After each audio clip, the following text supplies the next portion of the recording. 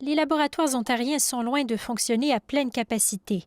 Ils analysent ces jours-ci autour de 20-30 000 échantillons de COVID-19, quand au plus fort de la pandémie, plus de 70 000 tests pouvaient être traités. I think that's a really huge problem. Cette tendance à la baisse inquiète cet épidémiologiste. The end game here is getting rid of COVID, getting through COVID, having COVID stop circulating.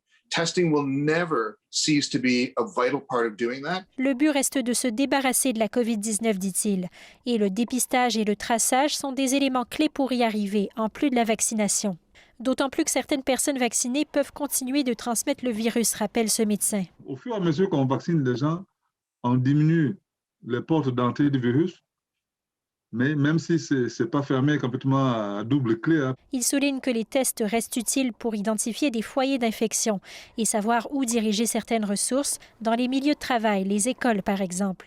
Mais la province doit être plus proactive selon lui et éliminer certains obstacles au dépistage. Les rendez-vous, c'est bon, mais il faut qu'il y ait aussi de la place pour ceux qui n'ont pas de rendez-vous. De façon générale, les tests permettent d'avoir un portrait plus précis de la pandémie. Quand une famille n'est pas testée, mais qu'il y a 6 personnes qui sont malades, mais un seul a été testé, évidemment, le nombre de cas qu'on voit reflété au niveau ontarien n'est pas le nombre de cas réels. Mais il y a d'autres facteurs qui permettent d'évaluer la situation sanitaire, rappelle cet autre expert. It's one tool, but of course it's got to be linked to everything else, right? If the 7-day average, there's a lot of other metrics to look at. And by most metrics, even when you account for the lower testing number, it does appear that we are improving. Le plus important selon lui, c'est que la province conserve sa capacité de dépistage, qui pourra à nouveau lui servir dans le futur.